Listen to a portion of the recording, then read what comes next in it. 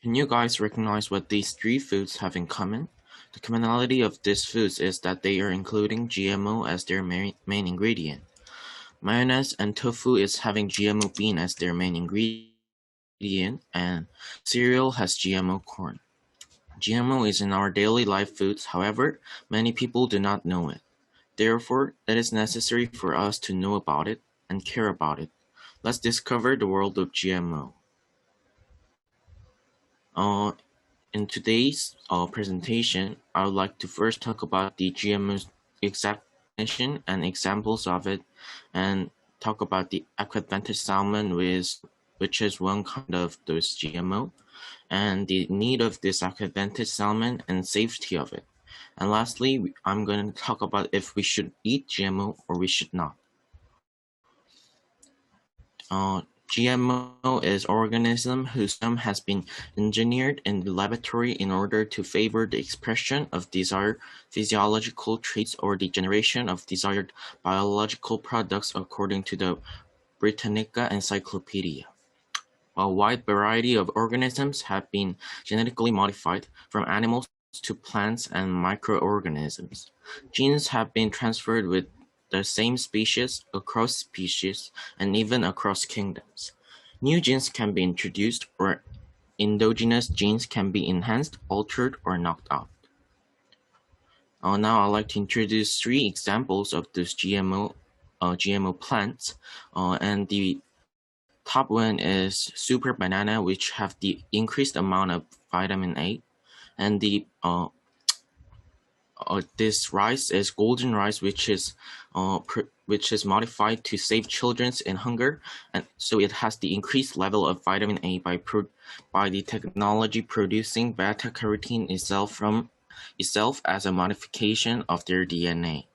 And lastly, this tomango is sweet tomato, which is called stevia tomato, and it is produced as purpose of taste. In this presentation, not a GMO plant, but I'll focus on GMO animal, which is now approved by FDA firstly as a GMO animal, aquadvantage salmon. Aquadvantage salmon is genetically modified salmon that grows to market size in time as the conventional Atlantic salmon. This aquadvantage salmon grows to market weight in about 16 to 18 months, versus 32 to 36 months for conventional salmon. Research on genetically engineered salmon started in the mid-1980s. After years of research, access to growth hormone gene, and identifying the DNA sequence, the first transgenic salmon was created in 1989. And this is the process how aquadvantage salmon is made. The salmon gets a growth hormone gene from the fast-growing Pacific Chinook salmon, and the promoter sequence from the ocean put, which can activate feature of Pacific Chinook salmon's DNA. Combined, the gene and promoter sequence enable the salmon to grow year-round instead of seasonally like wild or farmed salmon.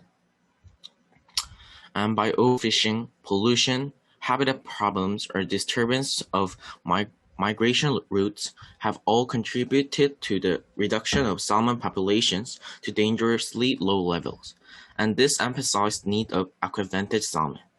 We need this salmon production to be increased to feed humans.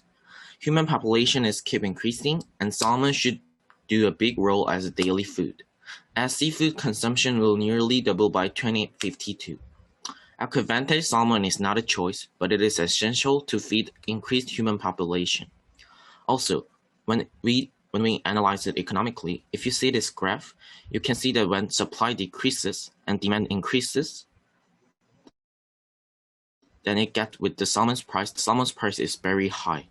However, when we have the aquadvantage salmon, the price can be here. This is much lower price than the salmon's price without GMO. That aquadvantage salmon can stable the demand and supply, and this can prevent that aquadvantage salmon can prevent the salmon's price to go really high, and it becomes rare food to eat.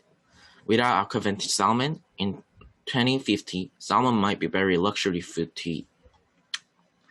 And some people worries about the safety of aquadvantage salmon, but actually, safety of aquadvantage salmon is responsible by the FDA.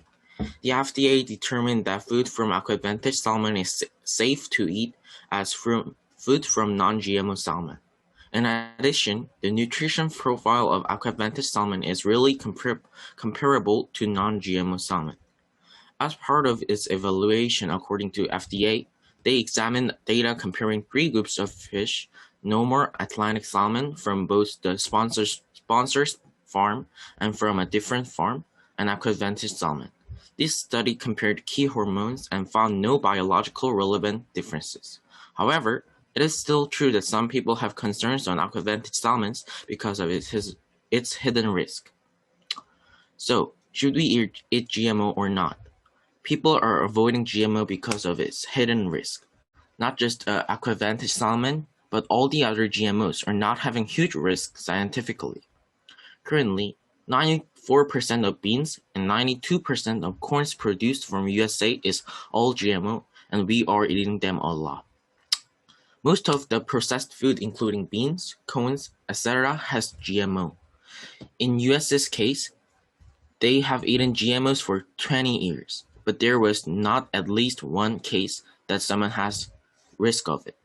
However, many countries of Europe, Russia, and China have conservative position regarding GMO.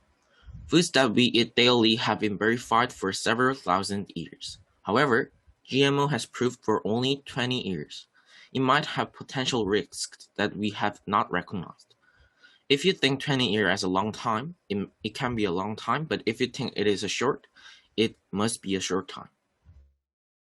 Therefore, currently, we cannot vouch that GMO is 100% safe, but it is true that we have already eaten them a lot, and we have not noticed it.